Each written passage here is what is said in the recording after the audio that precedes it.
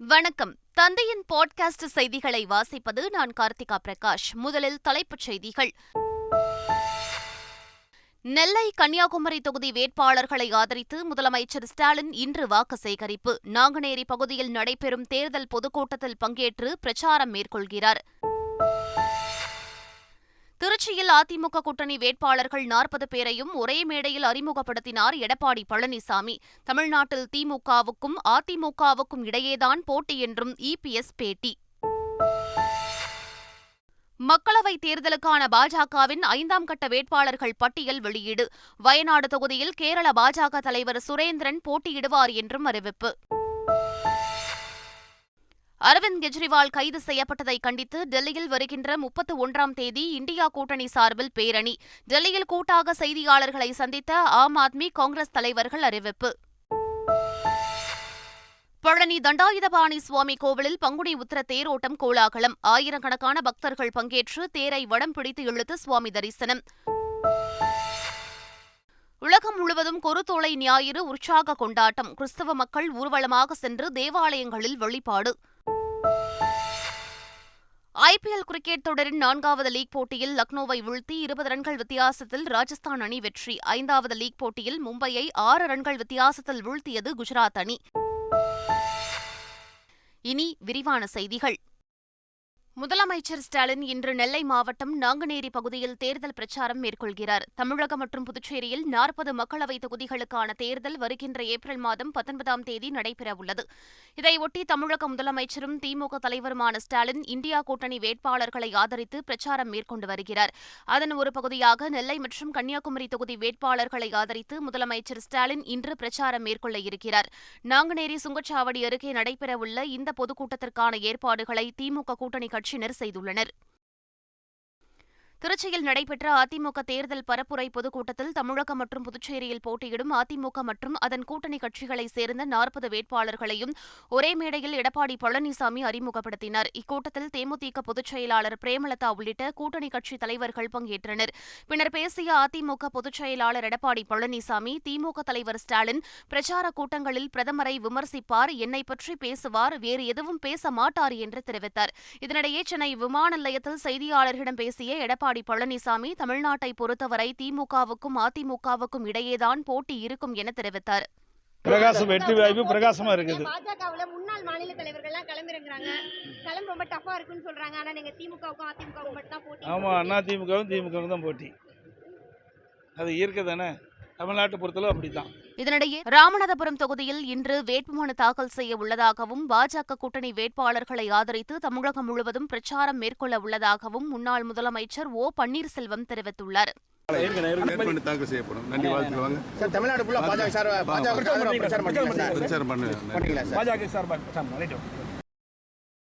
மக்களவைத் தேர்தலுக்கான பாஜகவின் 5ஆம் கட்ட வேட்பாளர் பட்டியல் வெளியிடப்பட்டுள்ளது. அதில் ஆந்திரா, பீகார், குஜராத், ஹரியானா, ஹிமாச்சல பிரதேசம், ஜார்க்கண்ட், கர்நாடகா உள்ளிட்ட மாநிலங்களுக்கான 111 வேட்பாளர்கள் இடம்பெற்றுள்ளனர். ஆந்திர மாநிலம் ராஜமுந்திரி தொகுதியில் அம்மாநில பாஜக தலைவர் புரந்தரேஸ்வரி போட்டியிடுகிறார். இதேபோல் ஹிமாச்சல பிரதேசம் மாண்டி தொகுதியில் நடிகை கங்கனா ரணாவத் போட்டியிடுகிறார். கேரள மாநிலம் வயநாடு தொகுதியில் கேரள பாஜக தலைவர் சுரேந்திரன் வேட்பாளராக அறிவிக்கப்பட்டுள்ளார். மேனகா காந்திக்கு உத்தரப்பிரதேச மாநிலம் சுல்தான்பூர் தொகுதி ஒதுக்கப்பட்டுள்ளது. நாடாளுமன்ற தேர்தலில் 400 இடங்களுக்கு மேல் வெற்றி பெற்று பிரதமர் மோடி 3வது முறையாக பொறுப்பேற்பார் என்று பாமக நிறுவனர் ராமதாஸ் தெரிவித்துள்ளார். நம்முடைய பிரதமர் நரேந்திர மோடி பிரதமராக வர வேண்டும். பாஜக கூட்டணியின் பிரதமர் வேட்பாளர் மோடி என்றும் இந்தியா கூட்டணியின் பிரதமர் வேட்பாளர் யார் எனவும் அமமுக பொதுச் செயலாளரும் தேனி நாடாளுமன்ற தொகுதி வேட்பாளருமான டிடிவி தினகரன் கேள்வி எழுப்பியுள்ளார். 10 ஆண்டுகள் உலக அரங்கிலே உயர்த்தி பிடித்த நரேந்திர மோடி அவர்கள் இந்தியாவின் வளர்ச்சிக்காக ஊழலற்ற ஆட்சியை கொடுத்து வருகின்ற மோடி அவர்கள் மீண்டும் அவர்தான் பிரதமராக போவது உறுதி என்பது எல்லோருக்குமே தெரியும். மக்களவைத் தேர்தலை முன்னிட்டு வருகிற 29ஆம் தேதி ஈரோட்டிலிருந்து மக்கள் நீதி மய்யம் தலைவர் கமல்ஹாசன் பிரச்சாரத்தை தொடங்குகிறார். திமுக கூட்டணி கட்சி வேட்பாளர்களை ஆதரித்து வருகின்ற 30ஆம் தேதி சேலம், ஏப்ரல் 2ஆம் தேதி திருச்சி, 3ஆம் தேதி சிதம்பரம், 6ஆம் தேதி ஸ்ரீபெரும்புதூர், ஏப்ரல் 7ஆம் தேதி சென்னை என சூறாவளி பிரச்சாரம் மேற்கொள்கிறார். தொடர்ந்து மதுரை, தூத்துக்குடி, திருப்பூர், கோவை, பொள்ளாச்சியிலும் கமல்ஹாசன் வாக்கு சேகரிக்கிறார். நாடாளுமன்ற தேர்தலை முன்னிட்டு திமுக மகளிர் அணி செயலாளரும் எம்பியுமான கனிமொழி இந்தியா கூட்டணி வேட்பாளர்களை ஆதரித்து பிரச்சாரம் மேற்கொள்ள இருக்கிறார். அதன்படி வருகின்ற 28ஆம் தேதி கரூர் மற்றும் ஈரோடு தொகுதிகளில் அவர் வாக்கு சேகரிக்கிறார். இதேபோல் பொள்ளாச்சி, கோவை, நெல்லை, தென்காசி என வாக்கு சேகரிப்பில் ஈடுபடும் அவர் ஏப்ரல் 8ஆம் தேதி சென்னை தெற்கு தொகுதியில் பிரச்சாரம் மேற்கொள்கிறார். தமிழக அரசு செலுத்தும் ₹1 வரிக்கு 28 பைசா நிதியளிக்கும் மோடிக்கு தமிழக மக்கள் மிஸ்டர் 28 பைசா என செல்ல பெயர் வைக்க வேண்டும் என்று மதுரை பிரச்சார கூட்டத்தில் அமைச்சர் உதயநிதி ஸ்டாலின் தெரிவித்தார். அது மட்டும் இல்லாம நாம தமிழ்நாட்டில் இருக்கக்கூடிய நாம வரி கட்டுறோம். ஒவ்வொருத்தரும் ₹1 வரி கட்டினா நம்ம கட்டுறதுக்கு ₹1 வரி. ஆனா நமக்கு திருப்பி எவ்வளவு தெரியுமா கொடுக்குறாங்க? வெறும் 28 பைசா. அதனாலதான் நான் தொடர்ந்து சொல்லிட்டு வரேன். இனிமே திரு நரேந்திர மோடி அவர்கள் உங்க அத்தனை பேரும் கேட்டுக்கொள்கின்றேன். திரு ஒன்றிய பிரதமர் திரு நரேந்திர மோடி அவர் கொஞ்ச நாளைக்கு தான் பிரதமர், அதுக்குள்ள மாறிடுவாரு. இனிமே திரு நரேந்திர மோடி அவர்களுக்கு நீங்க எல்லாம் ஒரு செல்ல பேர் வைக்கணும். அது என்ன? திரு 28 பைசா, மிஸ்டர் 28 பைசா தான் திரு நரேந்திர மோடி அவர்களை நீங்க கூப்பிடணும். பிரதமர் நரேந்திர மோடியை அவதூறாக பேசியதாக அமைச்சர் அனிதா ராதாகிருஷ்ணன் மீது வழக்கு பதிவு செய்யப்பட்டுள்ளது. திருச்செந்தூர் அருகே உள்ள தண்டபத்து பகுதியில் கடந்த 22ஆம் தேதி நடைபெற்ற திமுக நாடாளுமன்ற செயல் வீரர்கள் கூட்டத்தில் அனிதா ராதாகிருஷ்ணன் பேசும்போது பிரதமர் நரேந்திர மோடியை இழிவுபடுத்தி பேசியதாக கூறப்படுகிறது. இது தொடர்பாக தூத்துக்குடி தெற்கு மாவட்ட பாஜக தலைவர் சித்ராங்கதன் அளித்த புகாரின் பேரில் மின்யானபுரம் காவல் நிலையத்தில் வழக்கு பதிவு செய்யப்பட்டுள்ளது. விருதுநகர் தொகுதிக்கு தேமுதிக சார்பில் வேட்பாளராக அறிவிக்கப்பட்டுள்ள விஜயகாந்தின் மகன் விஜய பிரபாகரன் தனக்கும் மகன் போன்றவர்தான் என பாஜக வேட்பாளர் ராதிகா தெரிவித்துள்ளார். மீதியெல்லாம் பார்க்கலாம். விஜயகாந்த் பையன் என் பொண்ணு கூட படித்த பையன், எனக்கும் ஒரு மகன் மாதிரி தான். அதனால சின்ன பையன் நல்லா இருக்கணும், அவ்வளவுதான். சரி, ஆனா நீங்கள் பார்க்க வேண்டியது இது முக்கியமான பாராளுமன்ற தேர்தல். திருமாவளவன் பெயர் கொண்டவர்கள் எல்லாரும் நல்லவர்களாகத்தான் இருப்பார்கள் என அவரை எதிர்த்து போட்டியிடும் சிதம்பரம் தொகுதி பாஜக வேட்பாளர் கார்த்தியாயினி கூறியுள்ளது கவனத்தை ஈர்த்துள்ளது.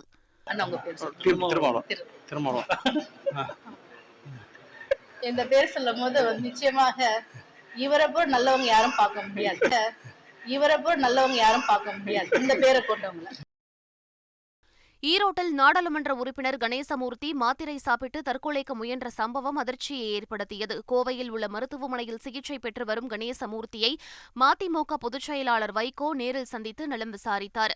அதில் இங்குள்ள தலைமை நிபுணர்கிட்ட நான் கேட்டேன், அவங்க எல்லாம் செய்ய போய் தான் நாங்கள் இந்த அளவுக்கு பார்க்க முடியுது, 50-50 சான்ஸுங்கிற மாதிரி சொல்லிட்டு இது மாதிரி கேசஸ் இங்கே பிழைச்சிருக்கிறாங்க. அதுக்குரிய எக்யூப்மெண்ட்லாம் நம்ம ஹாஸ்பிட்டலில் இருக்குது, அதை வச்சு பயன்படுத்தி இது பண்ணுறோம். கொஞ்சம் பிபி குறையுது, அதனால் நாங்கள் செடேஷனில் வச்சுருக்கிறோம். அதனால் நம்பிக்கையோடு இருப்போம் அப்படின்னு டாக்டர்ஸு மகன்கிட்டையும் என்கிட்டையும் சொன்னாங்க. சிறுபான்மையினர் வாக்குகளும் தேசிய ஜனநாயக கூட்டணிக்கு கிடைக்கும் என புதுச்சேரி முதலமைச்சர் ரங்கசாமி தெரிவித்துள்ளார்.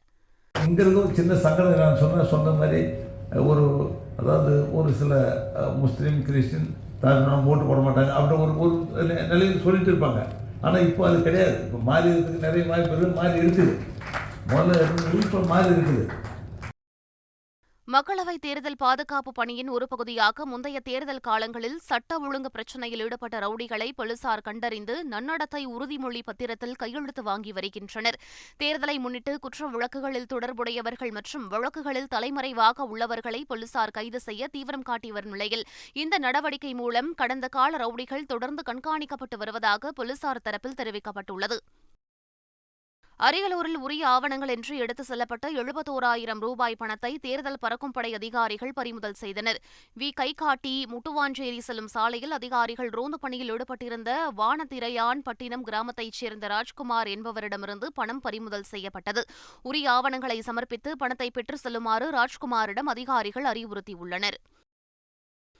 திருப்பூர் மாவட்டம் காங்கேயம் அரசு தலைமை மருத்துவமனையில் ஏற்பட்ட மின்தடையால் நோயாளிகள் மற்றும் பணியாளர்கள் பெரும் சிரமத்திற்கு ஆளாகினர். நாள்தோறும் ஆயிரக்கணக்கான நோயாளிகள் வந்து செல்லும் நிலையில் அடிக்கடி மின்தடை ஏற்படுவதாக கூறப்படுகிறது. இந்நிலையில் இரவு நேரத்தில் ஏற்பட்ட மின்தடையால் செல்போனில் ஒருவர் லைட் அடிக்க செவிலியர் ஒருவர் நோயாளிக்கு குளுக்கோஸ் பாட்டிலை மாட்டும் வீடியோ சமூக வலைதளங்களில் வைரலாகி வருகிறது.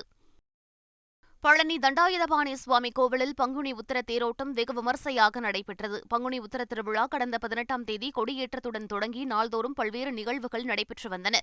திருவிழாவின் முக்கிய நிகழ்ச்சியான பங்குனி உத்திர தேரோட்டம் நேற்று நடைபெற்றது. முத்துக்குமார சுவாமி வள்ளி தெய்வானையுடன் அலங்கரிக்கப்பட்ட திருத்தேரில் எழுந்தருளி 4 கிரி வீதிகளிலும் வலம் வந்து அருள் பாலித்தார். தேரோட்டத்தில் ஆயிரக்கணக்கான பக்தர்கள் கலந்து கொண்டு தேரை வடம் பிடித்து இழுத்தனர்.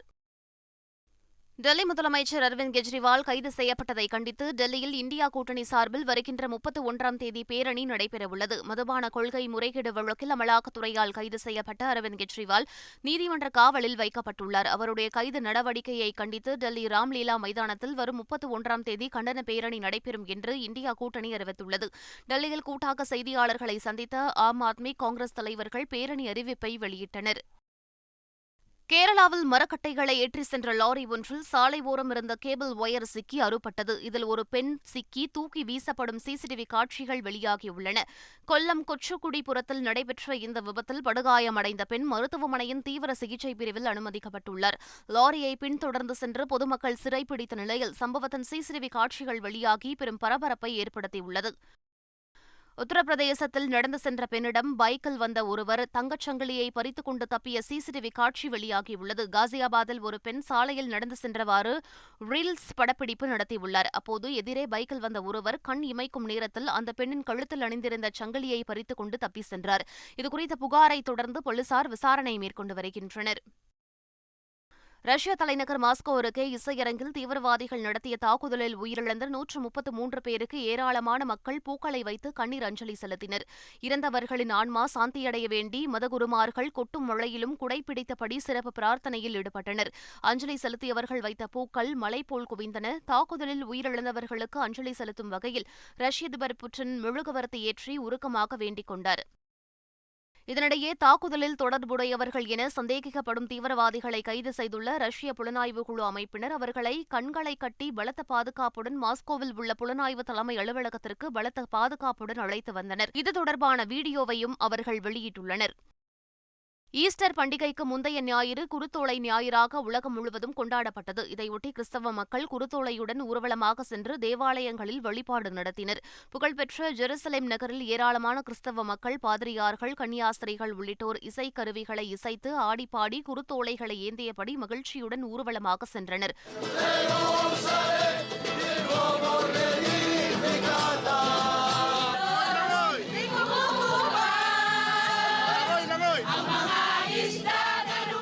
குருத்தோலை ஞாயிறை முன்னிட்டு தேவாலயங்களில் சிறப்பு பிரார்த்தனைகள் நடைபெற்றன. ஈராக், பிலிப்பைன்ஸ் உள்ளிட்ட உலகின் பல நாடுகளில் குருத்தோலை ஞாயிறு கொண்டாட்டங்கள் களை கட்டின.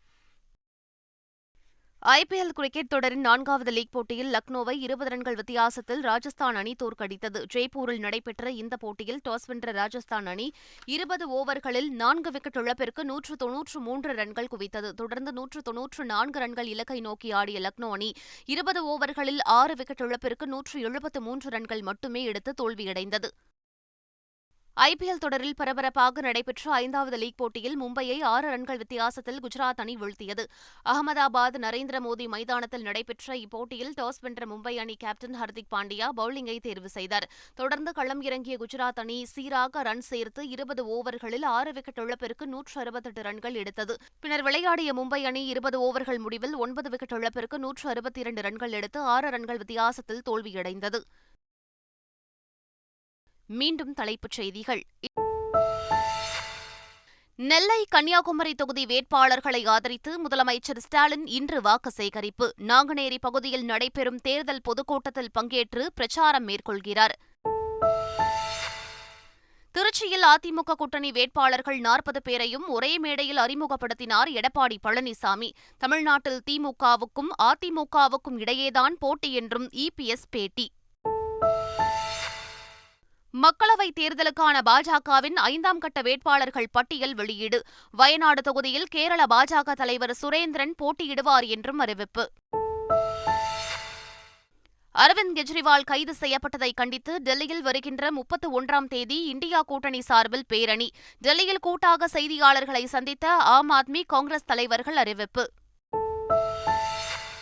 பழனி தண்டாயுதபாணி சுவாமி கோவிலில் பங்குனி உத்திர தேரோட்டம் கோலாகலம். ஆயிரக்கணக்கான பக்தர்கள் பங்கேற்று தேரை வடம் பிடித்து இழுத்து சுவாமி தரிசனம்.